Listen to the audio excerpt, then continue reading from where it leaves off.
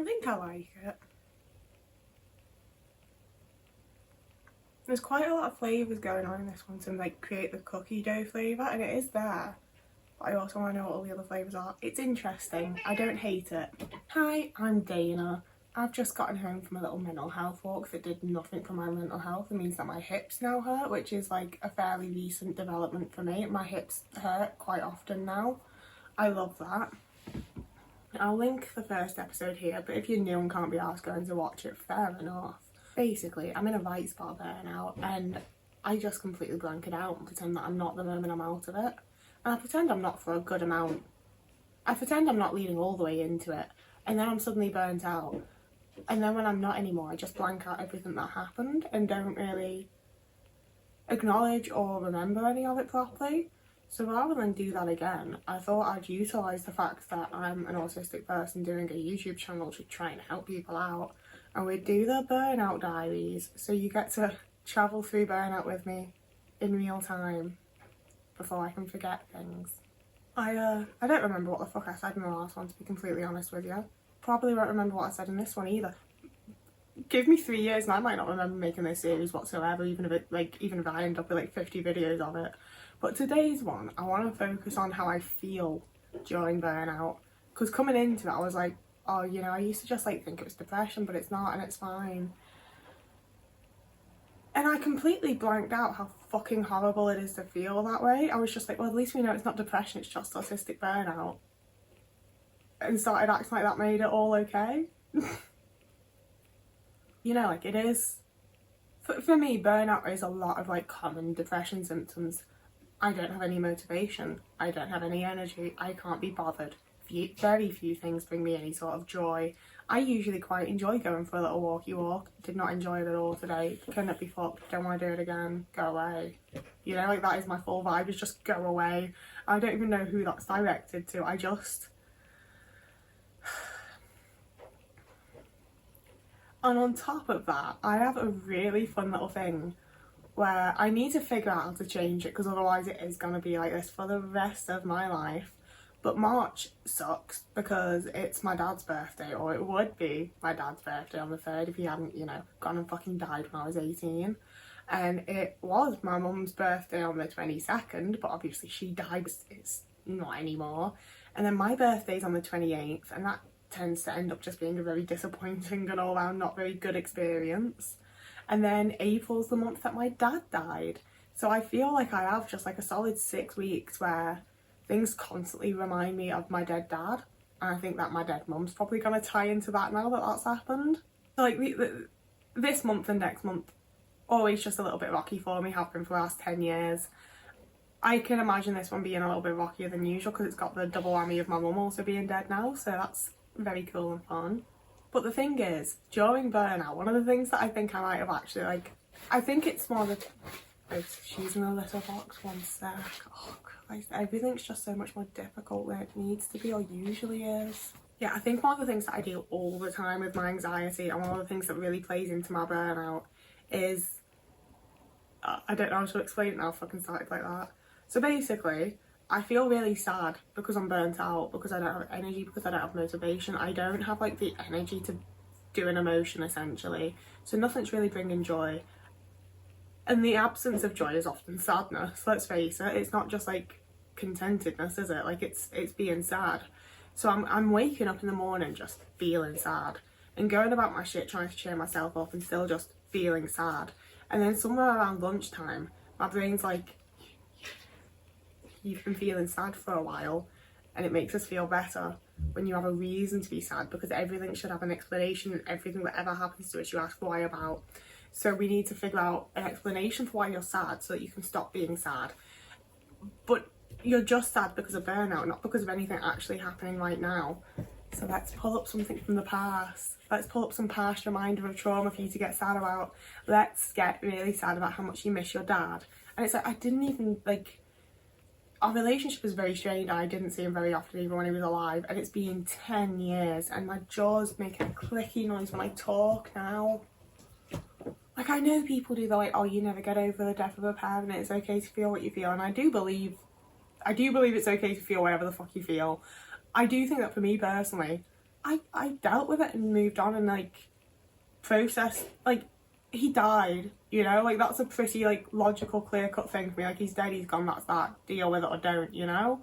As an autistic person, I don't know how other people are grieving and mourning and how other people are feeling. I just know that for me, it was fucking horrible and I got over it, and that's what worked for me and how I processed things. Otis is opening and closing my door now. I think sometimes you can tell when I'm having it a bit rough and he's like, this'll cheer him up, this'll make him laugh, and it just pisses me off out, man. I also, like, he's the stupidest cat on the fucking planet. I highly doubt he's thinking that far into things. But yeah, and I relate it to my anxiety because I feel like that's what my anxiety does at all times. You know, like I feel anxious and my brain's like, maybe it's this, maybe it's that, maybe it's this, maybe it's that. Because I don't really, a lot of the time, actually have a thing to be focused and anxious about.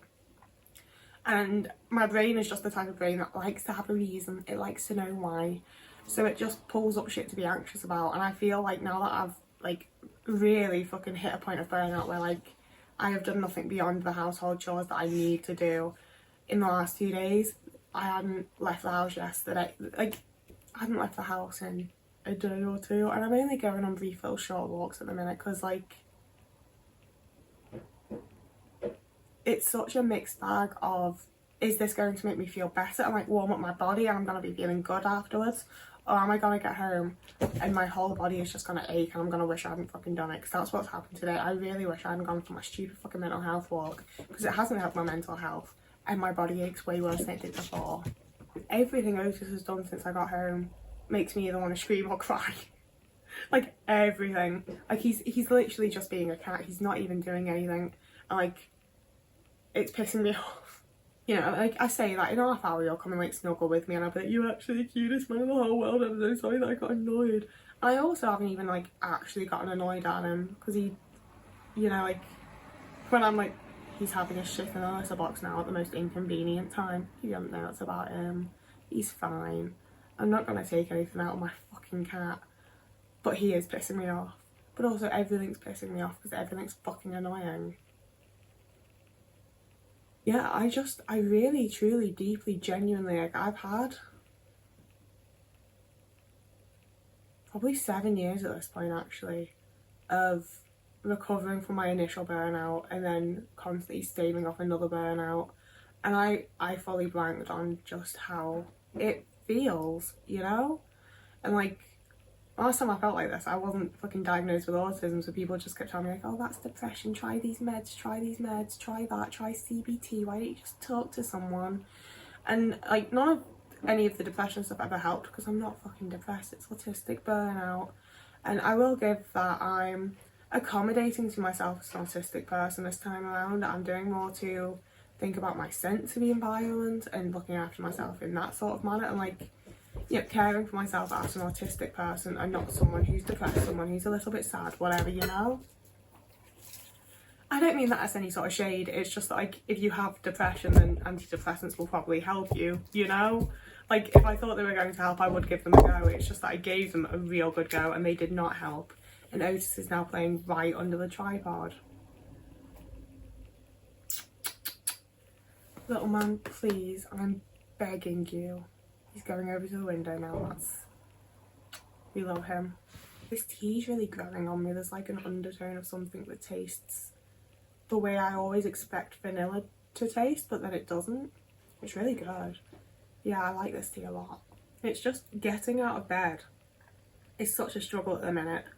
And I get up and I'm just like, the day feels so fucking long and there's so many hours that I have to fill with doing something. But there's nothing that I want to do, there's nothing that feels fun to do, there's nothing that I have the energy to do. I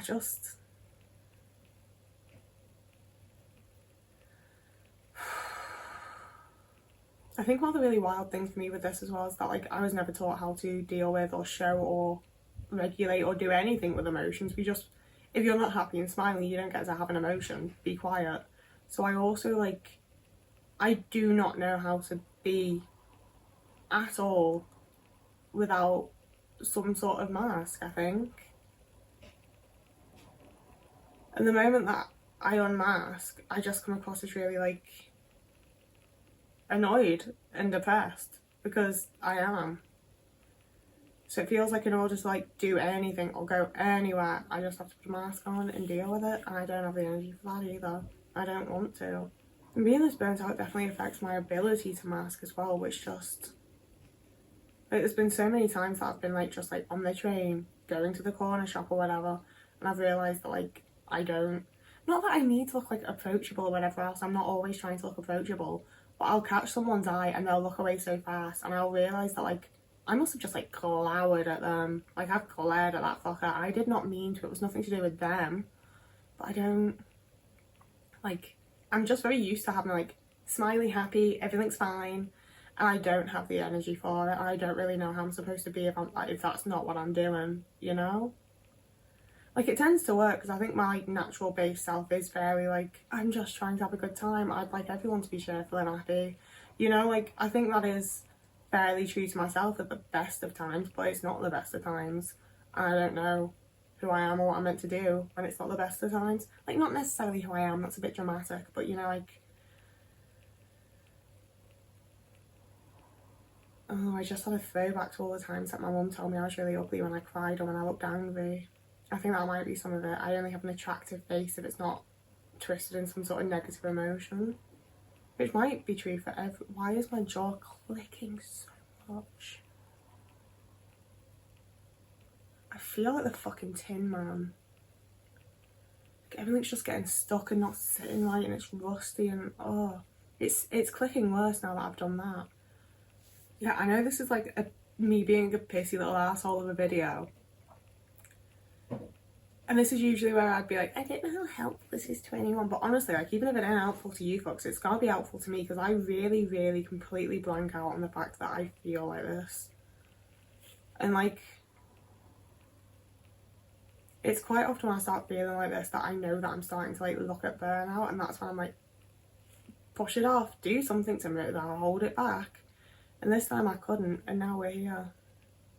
And I'm just sort of, see, it's one of those things where I feel very stuck in it, and I feel like other people, like with an outside perspective, would say that I'm wallowing, but maybe that's just because of the shit my family said about me.